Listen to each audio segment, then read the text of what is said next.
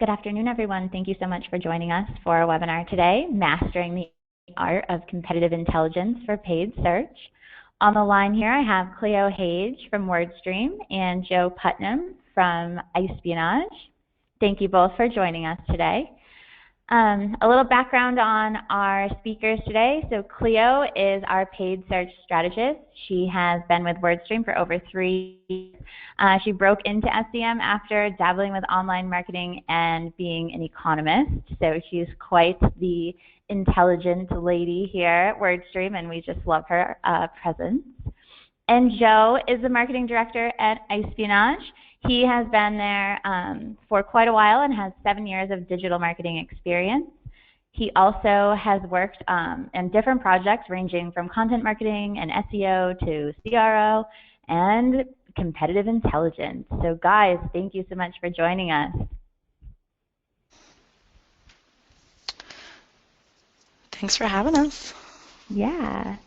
And so for our listeners on the line, we do want to learn a little bit about you. So I do have a poll question here today. And we want to know if you feel like your competitors are stealing your leads. Do you guys think they're trafficking and looking at your info and kind of trying to take your leads away from you and your revenue? Wow.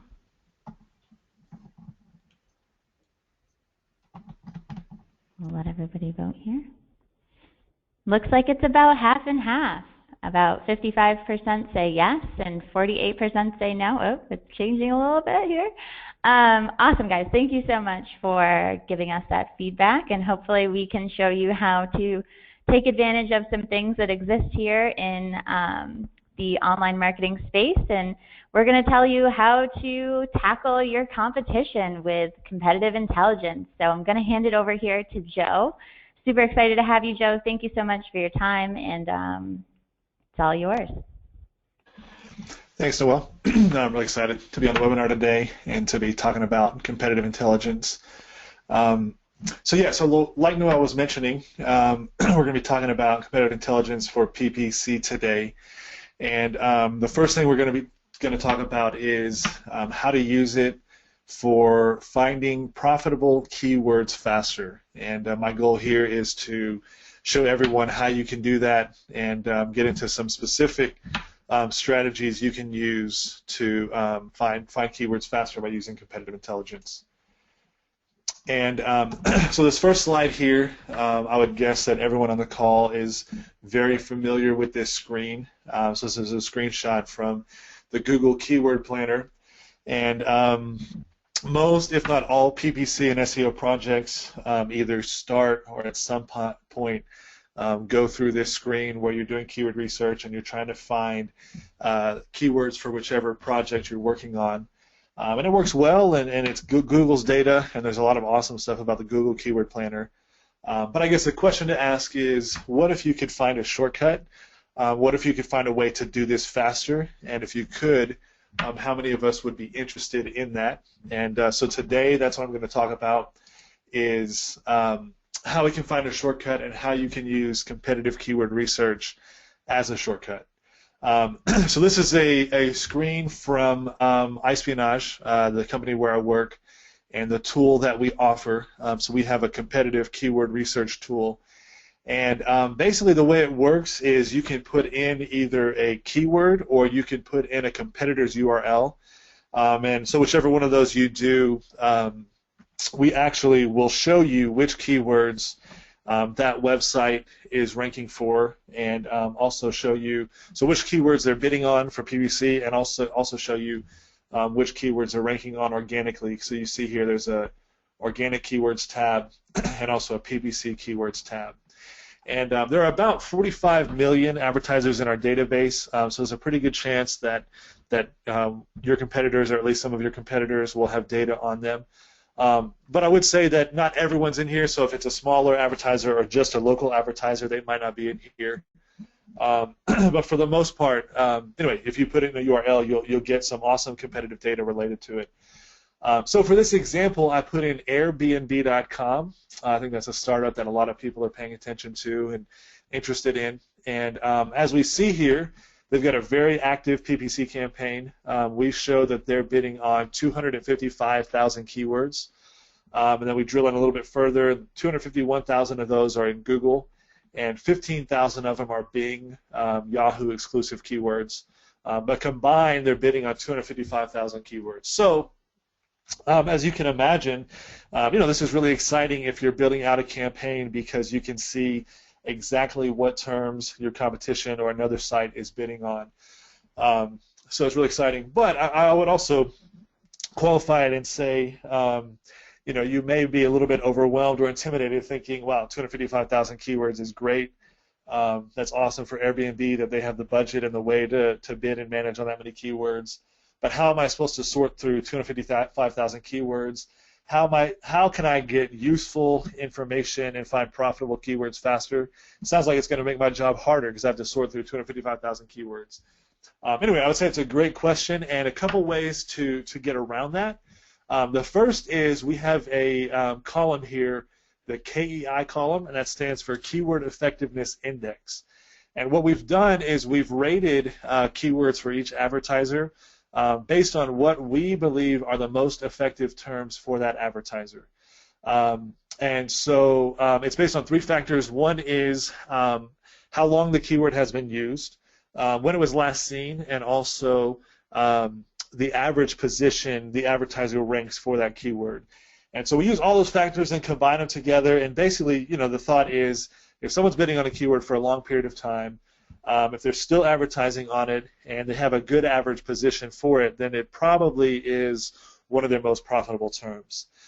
So I would just say that's the first place to start, is to look at the Keyword Effectiveness Index and to kind of get a feel for which terms have a higher KEI score. You can also sort by KEI, and even as a starting point, you might want to start with a KEI over 80 or a KEI over 90, and that's going to just help you to kind of maybe look at the cream of the keywords for any particular advertiser. So that's one place to start as far as making this data actionable and finding profitable keywords faster. The other one is you can actually click the export button and download the entire keyword list. So whichever advertiser you're looking at, you just click this export button. And so for this example, Airbnb.com, you can download all 255,000 keywords. And the great thing about that is that you can then use the list and view it in Excel and sort it and splice it and do whatever you want to do in Excel, especially if you have a lot of experience with manipulating data in Excel. And one example of how you can do that is on the next slide. So on this slide here, this is just an example of keyword data, competitor keyword data in Excel. And so I downloaded all of these terms. I downloaded all 255,000 terms from Airbnb.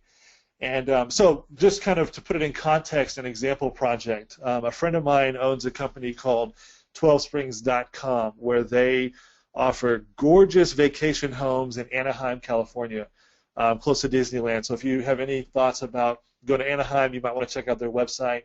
And anyway, but I do a little bit of consulting for him and help a little bit with his AdWords campaigns. And 255,000 terms for Airbnb ranging from Munich to Austin to Orlando to Chicago. That doesn't do him that much good. He doesn't need to bid on all 255,000 keywords.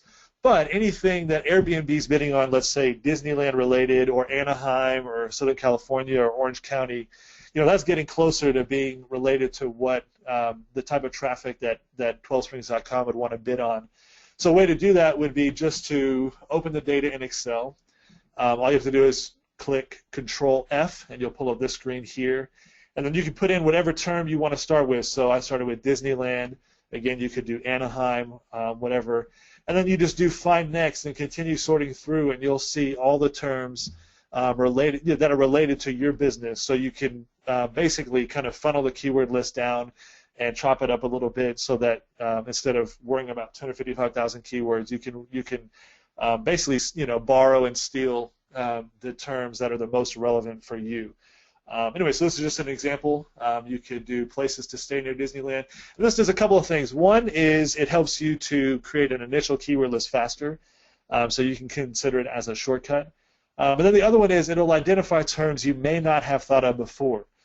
So let's say, I'm already bidding on vacation homes, Disneyland, vacation rentals, Disneyland, but I hadn't thought of places to stay near Disneyland. This could be a brand new term I hadn't thought of, but Airbnb's team of, crack PPC experts, they've thought of it, they're bidding on it, and so I can find terms that I wouldn't find any other way by doing it by using this type of tool. So with competitive keyword research, you can find profitable keywords faster by uncovering your competitors' most effective terms. You can also save time because it's the ultimate keyword research shortcut, i.e. you're finding the terms that are already working for your AdWords competitors. And then last but not least, you're learning from advertisers with $1 million+ AdWords budgets. So someone like Airbnb, they've got a lot of smart people working on their campaigns, and so you can leverage that with competitive keyword research. And instead of starting from scratch, you can already piggyback on what they've spent money to learn over time. So that's the competitive keyword research side. The next point is why you should spy on your competitors' ads. I don't know if you've wondered before whether or not you should be paying attention to what ad copy your competitors are using, and I would say absolutely. You need to know what they're doing so that you can make informed decisions. But I'll walk through that a little bit more in depth over the next couple of slides. Okay, so the first point and the first reason why you should and need to be doing this is because paid search ads are very, very, very competitive. If you're bidding on AdWords, if you're managing AdWords campaigns, I don't need to emphasize this point because I think we all would agree very quickly on it. But for anybody that maybe is a little bit new to AdWords, if you think about it, if you buy a billboard and you rent space on a billboard, you don't have to worry that much about your competition because as long as you negotiated your rate, as long as you keep paying that bill, you're going to get that ad space for as long as the company's willing to rent it to you. So you don't really have to worry that much about your competition. It's just a matter of you got there first, you rented the space, and so now your company gets to advertise there. But AdWords is very different, and AdWords is much more competitive, where every single day, multiple advertisers from small local businesses to multi-million-dollar national businesses are bidding for the exact same keywords, and you're fighting tooth and nail for better ad position. So if another advertiser comes in or one advertiser increases their budget, someone increases their bids for a particular keyword, anyway, basically the landscape is going to change. And really, there's just this daily fight to get the best position and to get the most clicks. So again, it's very, very competitive, which is why you can't just bury your head in the sand and ignore your competition when it comes to writing AdWords copy. Okay, so what should you do? How can you get an edge? How can you get an advantage when it comes to writing ad copy? And first thing I would say is to study the SERP results. I do this a lot when I'm managing a campaign. I'll just enter a term and just kind of look at the ads that are there to try to get a feel for what people are doing and also to get ideas for things and ad copy and ad strategies I might want to use for my own campaign. So with this example, I looked up vacation homes near Disney World. So this top ad talks about being minutes from Disney World. This one talks about prices start at $75 per night. I'm sure a lot of their homes are more expensive than that, but they kind of start with the lowest point to get people in the door, which is pretty smart. This one, you have the 4.5 stars out of 5, so that ad stands out because they have a star. This one as low as $89 per night, 950 rentals, so they've got a lot of options, and then this one only $50 deposit. Anyway, so these are just things you can learn by studying the ads and getting a feel for what people are doing and what type of ad copy they're writing to start informing and putting together your strategy for your own campaigns. But something else you can do, you can also use competitive intelligence. You can use a competitive intelligence tool like iSpionage in order to basically do the same thing but look at historical ad copy versus kind of the current, whatever pulls up, which depending on when you search, if it's in the morning, it's in the afternoon, whatever, it's going to be different each time you search because different advertisers are going to show up. So the great thing about iSpionage is we capture more of that information in one place, so you're not kind of just at the mercy of which ads show whenever you happen to do a search. And so for this, I clicked on the Ads tab for a particular keyword, probably vacation homes, Disney World, or something like that. And I clicked here to do the average rank, just to sort by the average rank. And anyway, so I have ads that were ranking pretty highly. And I did the same thing I did with the SERP results, where I just kind of look what people are doing, see what I can learn. So I thought this was neat. They get Disney into the headline. That's pretty smart. I liked this one. I mentioned a private pool. I'm sure a lot of people, when you go on a vacation, one of the attractions of renting a home versus getting a hotel is you get your own personal private pool for your family, which is pretty cool. And anyway, so this is only 3 out of 89 ads, so you could continue going down and doing the same thing, just kind of learning to see what other people are doing and what ideas you can get for your own ads. And I just would like to say 2 things at this point. One of them is the goal of this is not to copy your competition. I don't think any business wants to, make their strategy copying their competitors. But I would say there are things you can learn, and there are some things you might want to swipe, and you might want to just straight up steal from your competition. So, for example, with private pool, that's something that I would write something very similar to that and not worry about it. Although I may use it in an ad extension instead of the ad copy, and I might, do something a little bit different with it. But again, some things you'll just straight up swipe, and there's no problem with that, and it's going to make your ad stronger. But on the other hand, really the goal is to make your ads stand out and to do something as unique as possible. So another part of this whole process is not just what can you steal, what can you swipe, but also what can you do to make your ads stand out, what can you do to make them more remarkable, make them more special. And so those are the 2 sides of this, and I just wanted to emphasize you don't want to the only goal of this is not to copy, because that's not a very good business strategy or ad strategy. Okay, so just to summarize this, you need to spy on competitors' ads because, like we talked about, paid search is highly, highly competitive. You lower your cost per click by boosting your click-through rate, and to boost your click-through rate, your ads need to stand out, they need to generate clicks, they need to be special. So that's why you need to be spying on your competition, because if you don't know what they're doing, you're not going to be able to differentiate your own ads.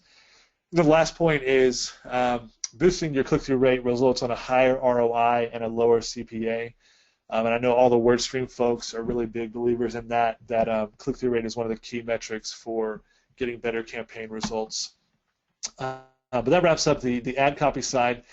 The last point here is on landing pages. So not only can competitive intelligence help with your keyword strategy and your ad copywriting, but it can also help you to boost your conversions. And I'm going to walk through that now, how you can use competitive intelligence for that. First thing here that you want to do, the first step, is to just take a good hard look in the mirror.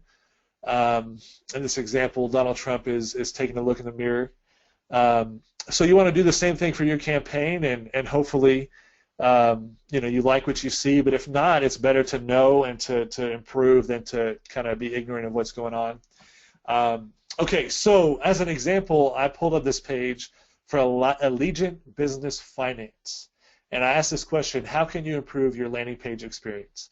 So in this example, this was a real example. I used iSpionage. I pulled up Allegiant Business Finance to see which landing pages they're taking their traffic to. And I found out that they take their traffic to their homepage. This design is pretty, it's pretty old school. They do have a call to action, but it's hidden here as part of kind of a menu item. There's not even an accent color. Anyway, so I would say that there's a lot they can do to improve this, and by looking in the mirror and considering, hey, what can we do to improve? I think there's a lot of room to grow. So how do you do that with competitive intelligence versus, just kind of starting from scratch and doing everything on your own? The first thing you can do is enter a competitor into a site like iSpionage or into iSpionage. And so for this example, I put in funbox.com, which is a competitor of Allegiant Financial Services. And then I clicked on the landing pages tab. And this tab shows what keyword people are using with what ad copy and with which landing page. So they're bidding on business startup funding. This is the ad copy they're using. And this is the page that they're taking their traffic to. And Funbox happens to be a direct competitor of, again, Allegiant Financial Services. Let's look at their page and let's see what they're doing and see what we can learn to maybe shortcut our landing page optimization and our conversion strategy. So to do that, I just clicked this image and it pulled up a screenshot of the entire landing page so that I could review it. The next couple of slides will show what I learned by doing that. Okay, so what can you learn? What can we learn from this competitor landing page? The first one is they use a form here. So they have a nice form, and that's how they're going to capture their leads. It's at the very top of the page on the right side. It's very prominent. They also have a strong call to action. There's a clear accent color here that makes this stand out so you don't miss it. Join Fundbox Now tells you what you can do, and then actually that could probably be improved a little bit. But anyway, at the very least, there's something here to kind of call you to act to do something else. The design is really nice. There's also a customer testimonial, so you have a picture of a person. You have a testimonial. The integration with QuickBooks is amazing. Click once and you get the money tomorrow. So they're leveraging customer testimonials. There's also another strong call to action in the middle of the page. And then this is further down the page. They have their trusted partners. So they have logos, which kind of just helps to create trust. And then they also have frequently asked questions to answer, some of the questions that hopefully they've identified through their research that people ask a lot, and make sure those get answered. So with that process, instead of, again, starting from scratch and your team putting your heads together and saying, hey, let's reinvent the wheel and let's design a landing page based on our collective knowledge, instead you use a tool like iSpionage to create a shortcut. You studied and learned from a smart competitor, someone who's already invested a lot of time and money into their CRO process and their design process, and probably has even run some A/B tests. And you don't want to just wholesale copy and paste, but you can see what they've done and what they're doing, and use it as a way to come up with your next iteration of a landing page to test, to see how it does, and to go from there. And really, the last point is, you can just rinse and repeat this process. And we did it with Fundbox. You could continue doing it with other advertisers, and then just pick and choose the best things from each advertiser to make the best decisions for your campaign. Okay, so the last point here is you'll benefit from spying on your competitors' landing pages by learning how they convert their traffic, by improving your conversion strategy in order to get copy ideas. And you'll learn from advertisers spending bukus of dollars on AdWords and landing page optimization. So again, these teams, they've already done a lot. They've already put a lot of time, effort, and money into it. And so you can leverage that and piggyback on that by studying what they've done and then testing it for yourself. So those are all the points that I have. At this point, I'll hand it over to Cleo. And I'm really excited to hear about all the stuff that she's going to talk about. Hey guys, thanks Joe. Some great stuff in there. Real insight about competitors. Definitely going to be using that with some of my clients. So I realize this is a 90s psychic, but a lot of new stuff in the space that you should definitely leverage, especially when it comes to your competitors. So let's go through some of that. It's a dog-eat-dog out world, just to reiterate some of this stuff. Really competitive. And even on your own branded terms, like here's a screenshot from WordStream, which is our branded term. We have disruptive advertising, how ironic, showing up on that term. So when it comes to competitive space, it's not just about your competitor, but it's about competitors infiltrating your space. So you have to own up on that, and you want to be on their space. They're going to try and be on your space. Dog-eat-dog world. So some ways to find out who's actually in your space, a few different ways. Obviously, best practice is do not go and just Google your name over and over again. You're going to inflate your impressions, decrease your click-through rate. That takes a hit on your quality score. So in AdWords, if you go, there's a Details tab, you drop down, there's Site Auction Insights, and you can see on your terms who's actually up there. Here's just a quick screenshot about some of the competitors. You'll see on your key terms, you'll see their impression share, their average position, the overlap right there, some key metrics. So take this information, know who's bidding on your site, on your words, and then what do you do with that? Well, once you know who's bidding on your terms, you can bid on theirs, and you can create smart ad copy. By smart ad copy, what do I mean there is, so obviously Google will take a look at what your keyword is, take a look at your ad copy and your landing page. So if someone's bidding on the word WordStream, but they're not allowed to have the word WordStream in their ad copy because it's a trademark. It's our trademark branded term. What you can do, though, is trick it a little bit. So if I were to bid on WordStream, what I would do is I'd write something in my ad copy like, pick the right words, start streaming in leads today. Something where you have the word and stream. If it were iSpionage, I would maybe write, espionage or iSpionage, like something where it tricks Google into thinking you actually do have the same keyword. Some competitor names are a bit tricky, but if you do have a competitor name that are actual words, then that can be pretty fun to play around with. And then also take them to a comparison landing page. Google's taking a look at your landing pages, and that person is clearly looking up your competitors, so show them why you're better than your competitor. A lot of sites will show like side-by-side comparison, panels, those tend to work really well, customer testimonials, anything that calls out, why should you be shopping with your product instead of the competitor that they initially were looking for. So if you're going to steal them, give them a good reason to take them away, right? So yeah, here's just an example of some smart copy you want to use and some landing page examples about comparison. So this is Jotform. They have this little side-by-side. What does each one offer? Adobe versus Jotform, the little check boxes, obviously in Jotform's favor, and form tracks. So really fun stuff, and people can kind of see like, oh, this is why I should be going to your business instead of my, the initial person that I was looking for. And so another way to find out keywords, we talked about auction insights. You can also put in your competitor's website into the Google Keyword Planner, and it'll spit out some of the words, crawl the page, and spit out some of the words there that you can start bidding on.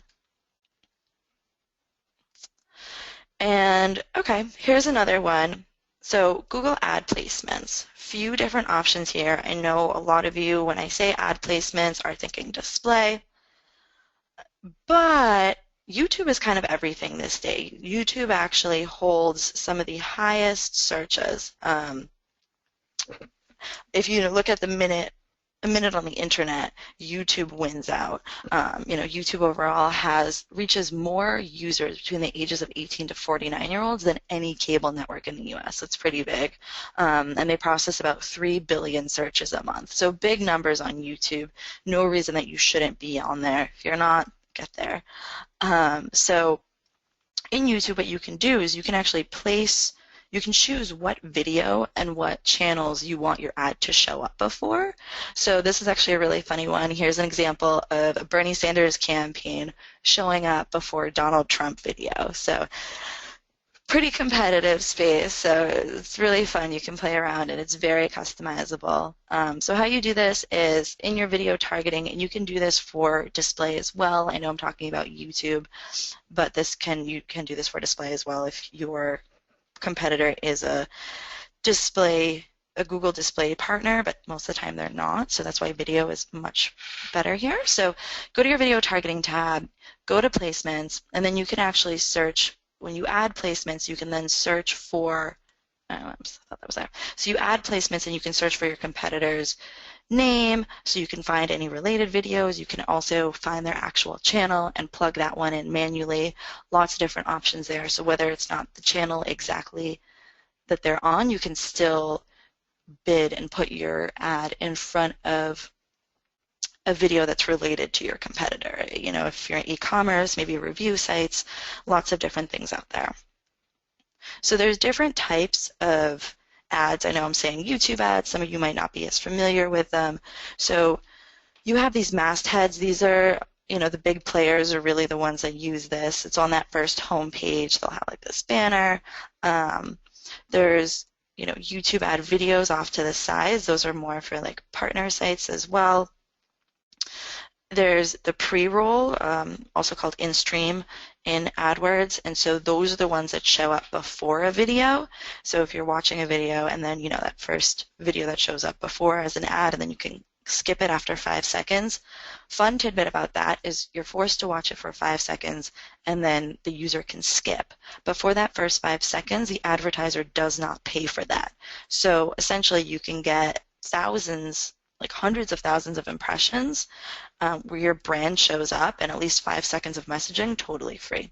So definitely use that if you can. It's a home run, and the CPCs there are really cheap too. It's like it used to be you could bid a penny for them. Now I think 5 cents is 10 cents is expensive, so really good stuff there. Then there's in video, these overlays, so you can see these like red over here. So these kind of come up as banners or text ads over the video or onto the side. There's promoted ones, so those are off to the side. They kind of show up like suggested videos on these like side panels when you're watching a video. There's annotations, there's mobile ads, so many different options here, and all this you can do straight in AdWords, which is the coolest part of it all. They make it really easy. It has the same structure as a campaign.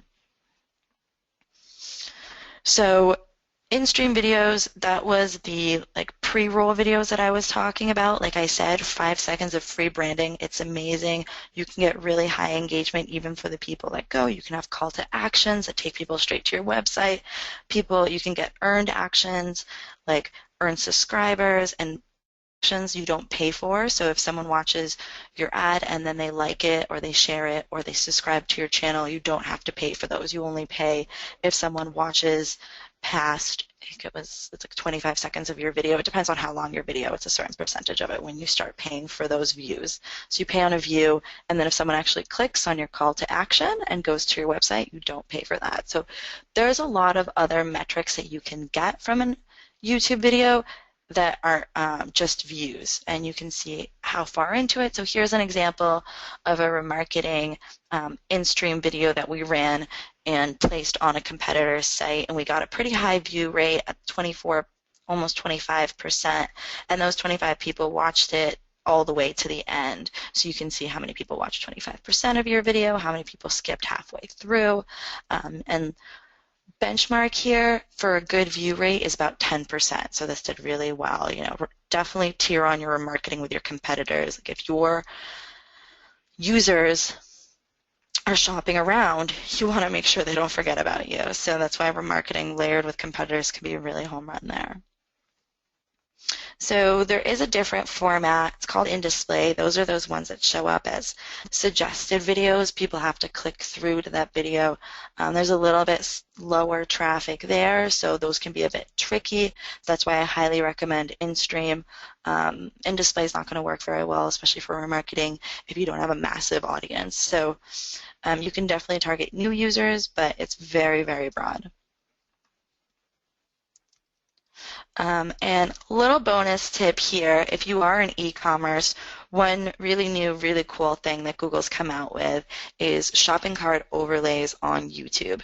So if you know what shopping are, the shopping PLA ads, the little pictures and the prices that show up on the search page, you can actually use those that same exact data, photos, etc., and those can link up to your YouTube ads and show on top of your video. So this is an example of Kat Von D. This is an example of Kat Von D advertising about her eyeliner, and on top of the video is a straight click to go buy that exact eyeliner that she's talking about. So very direct, very impactful. I've seen amazing results here. If you have YouTube and you have shopping, go in there, start this today. Honestly, it'll be amazing. You'll love it. And Gmail. We're talking about YouTube. Now we're moving on to Gmail. Email is another big platform of the internet. I mean, think about yourself. How often do you check your email? Almost every day, if not multiple times of days, between your work email, your personal email. So what can you do with Gmail and AdWords? Well, email, as you know, is one of the #1 marketing channels used by businesses, but they have some pretty low click-through rates sometimes, and they're growing too. you're just getting more and more emails. I don't know how old you guys are, but if you remember when emails first came out, it was the most exciting thing in the world. Like, you got mail. Nowadays, it's like, oh, now I have another email. So it can really get flushed out how many emails we get a day. So, like I said, a lot of people are running these email campaigns because we do realize how important emails are in the space and how often people use them. So, but these campaigns, 20% of them are only getting open, so you're missing out on a lot there. And your average campaign click-through rate, so that was the click opening rate, so how many people actually opened the emails, how many people actually went to the site, was only 5% or less. So that's just a huge number that you're missing out on because only 5% of those people, and this causes an effect we like to call FOMO, fear of missing out. You know, it's 80% of unopened emails, 95% of lost leads. And so ways to fix this is a big part of why, you know, that click-through rate is going down is you get flushed out. Just flushing down, you got so many emails. So what you can do is Gmail ads. So what Gmail ads are these ads up top. You create them in AdWords. They have really cheap CPCs, huge impression share, which is great, and they maintain a top position in your inbox. This is really key. I think that's like the home running point of this, is that they constantly are on the top of the inbox, so it's the first thing people see when they go to their inbox. So you're not getting flushed out by all the advertisers sending daily, weekly, monthly emails, you know, all the subscriptions that you sign up to. So this is how you stay top of mind and literally top of inbox in front of your customers or potentially new advertisers. And okay, we're talking about competitors. How are we looping in competitors here? I've sold you on Gmail ads. Well, you can actually bid on your competitors' keywords. So not only their keywords, you can bid on their competitor terms, so their branded name and their URL. So what happens then is you go to the display network, so a Gmail ad is technically a display ad. You will add a certain type of targeting that's a keyword targeting, and when you add your competitor's name or the URL, if someone's inbox ever received an email with the competitor's name in it, then they get targeted as that audience, so they're seen as relative. So this way, you're inherently just sending emails to the clients of your competitors. So, and you know they're relevant, especially if you have, you know, a parallel product or a parallel offering, you're straight up just showing up on your competitors' clients' inboxes. So it's really cool, and that's how you do it. So when you add that, you just put the term and the URL into your campaign, and you can even make it an email remarketing campaign I have here.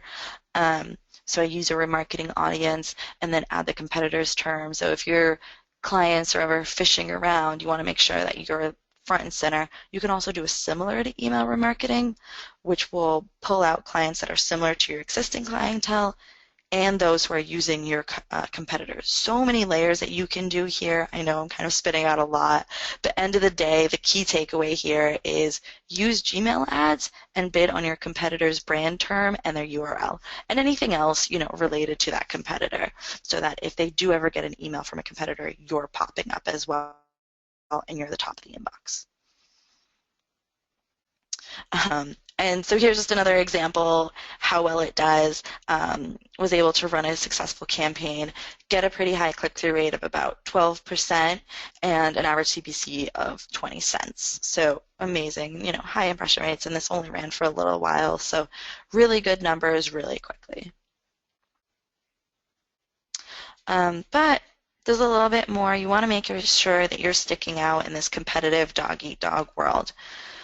So to make yourself stick out, you know, we talked about this, is inboxes get flushed out quickly. Target the people who are already familiar with your competition. So that's what we were kind of talking about. And this is how you really stick out. Just kind of reiterating these points. I can't stress them enough. You just get flushed out so easily, but like, these Gmail ads really stick out and they're top of inbox. And turn up your ad game. I know we talked YouTube, we talked Gmail. let's take a step back. Let's talk about the basic. Let's talk about search ads. Wow, guys. Thank you, Cleo. That was great. And Joe, awesome. We definitely have some questions on the line. But before we get right to Q&A, and if you do have questions, guys, go ahead and pop those right in the question box, and we'll get to those in just a moment here. We do have some special offers for you guys if you are interested in learning a little bit more about WordStream or iSpionage. Let us know. We're offering a free 1-hour AdWords consultation here at WordStream. And at iSpionage, Joe has extended an offer of a 35% discount to anyone. So if you're interested in either or both, go ahead and pop those in for us now. And get those questions in, guys. I'm going to go ahead and just kick off one of the questions while you guys fill in this poll for me here. Awesome. So this question is probably a little bit more for Joe, but Cleo, at any point, feel free to jump in. Is there a workaround for Google's outranking share strategy? If you can opt into this strategy, you get a percentage amount you want to show above your competitor. Is it more like bidding to a position, or what is your feedback on that? Sorry, could you repeat that one more time? Sure. So they're asking about outranking your share strategy, and if you opt into that strategy, you can set a list amount you want to show above your competition. Is that like bidding up to the position? Yeah, I'm actually not familiar with that. Cleo, are you familiar with that? Yep. So those are one of Google's kind of like auto rules. So you pick a competitor and you say what percentage of the time do you want to outrank them. So it is a little bit position, but it's position based off of your competitor. So it's more of a cumulative thing. So it's going to see your competitor when they're showing up what their average position is and make sure that your bid is high enough. So it's more, at the end of the day, all of this is a bid adjustment. So you're going to make sure your bid is high enough that you're going to show when your competitor shows, and you're going to show at a higher average position. So, but that also, keep in mind, quality score is taken into account here, so you might actually be paying more than them if they do have a better quality score than you. But at the end of the day, it is an automated bid adjustment that it'll make. Awesome. Thanks, Cleo. Sorry about that, Joe. I wasn't sure. Sure. And then if you are setting up email remarketing, are there specific tactics you recommend, Cleo, for crafting your list, where you pull them from? I had one person comment, Rich, they've had those type of Gmail campaigns have high click-through rates but lower conversions. Like, is there something specific with the list, or is it more with the targeting? Yep. So one thing I should have mentioned is with Gmail remarketing, I'm not sure if they've changed it yet, but you couldn't do traditional remarketing lists. So what you should do, and it's been a real home run, there's these things called customer match lists, and you can actually use existing email addresses to create remarketing lists, and you can remarket on Gmail from there. But also now the realm has really changed. We showed you 2 screenshots. One of them, that the ads were yellow with a logo. One of them was white. So Google's actually changed the space to make it look much more native. I think that prior to this change, a lot of the click-through rates were extremely high due to the fact that people are just like, oh, look, shiny, it's bright, it's yellow, there's a picture, let me click on it. So you want to put some really strong offers when they open up the email and make sure that they know what they're clicking on, because a lot of times people are just curious. So that's why you get those high click-through rates. It is top of inbox. But strategies here, yes, definitely segment out your list. Like I said, bid on competitors, put some strong offers, give them a reason to click through. There's so many different options for Gmail ads. You can have like the 6 boxes with a picture and a click. You can have, there's now these HTML dynamic ones. You can put YouTube videos in there. So make sure you get that interaction after they click through, because I do realize click-through rates are really high. But in order to get the conversions, test out a lot of different types of Gmail ads. Awesome. Thank you, Cleo.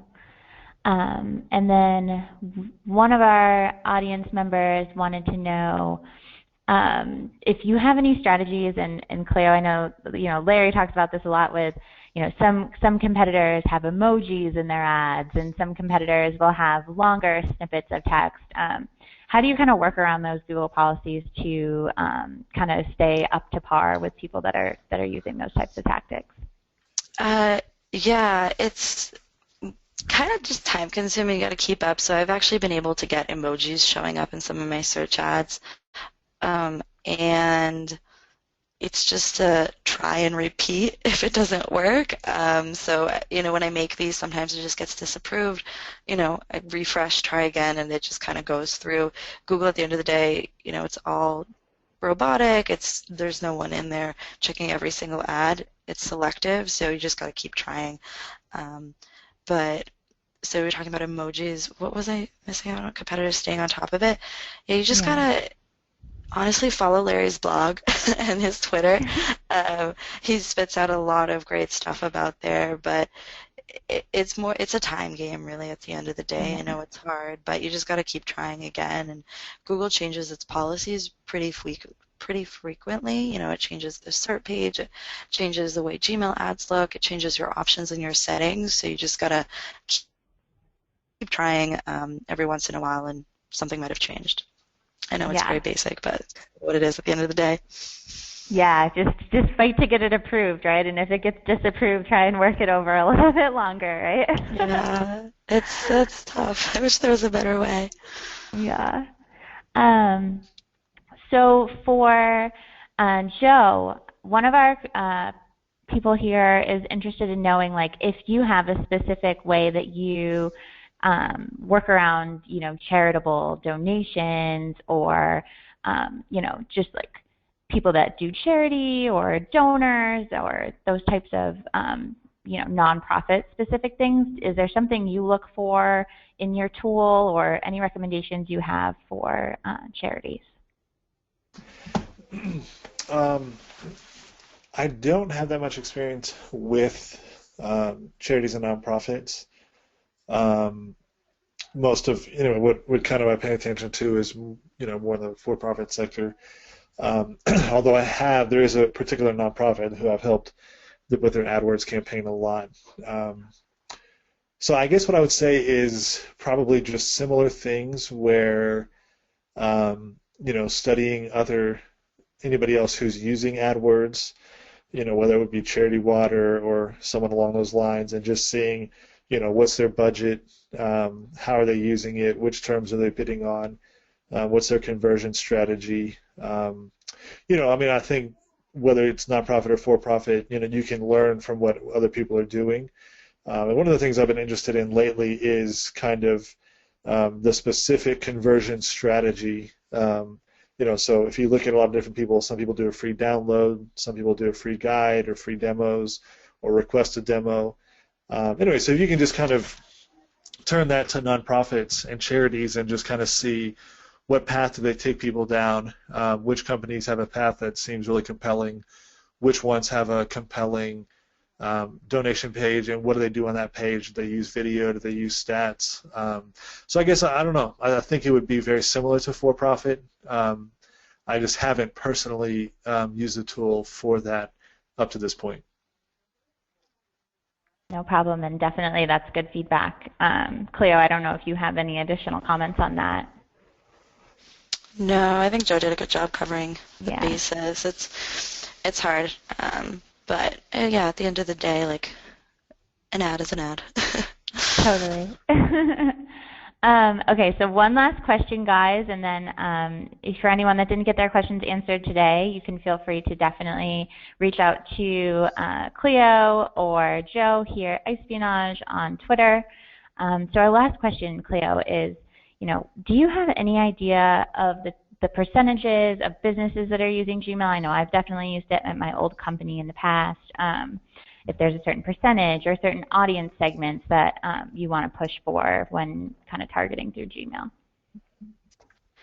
Yeah, I'm not sure of those metrics. I know Google never really puts them out. I can get in touch with our data scientist to see if he knows how many competitors are using Gmail ads. But it is something, people are getting on it more and more every day. Google has made it more accessible as time has gone on.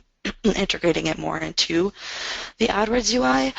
But either way, it definitely is still important to be there, whether or not your competitors are there or not, the percentage of people who are using it. The impression share is huge, so that's why you want to limit your targeting, because you can just incur all of these clicks and all these impressions, get a vast amount, but not really get any results from them. So that's why it's good to know your audience, add different layers of targeting there, whether it be remarketing, keyword contextual, several of those types. You can layer these on. Unfortunately, you are a bit more limited than you are in display. Like, you can't do placements because Gmail is a placement, but try and segment this out as much as you possibly can. I think that's the big home run, and test out your different types of ad copy and test out your different types of call to actions in the headlines in order to get the best results. But, and it's easy to test because you do get really high impressions really quickly. Awesome. Cleo, I actually have a question. Yeah, go ahead. Okay, yeah. Cool. Cleo, I'm just curious, for the Gmail ads that you do, what type of creative have you seen do well? I mean, is it similar to, making a display ad where you just kind of find a way to overlay text on a photo, or I'm just curious to know if you have had any experience with that.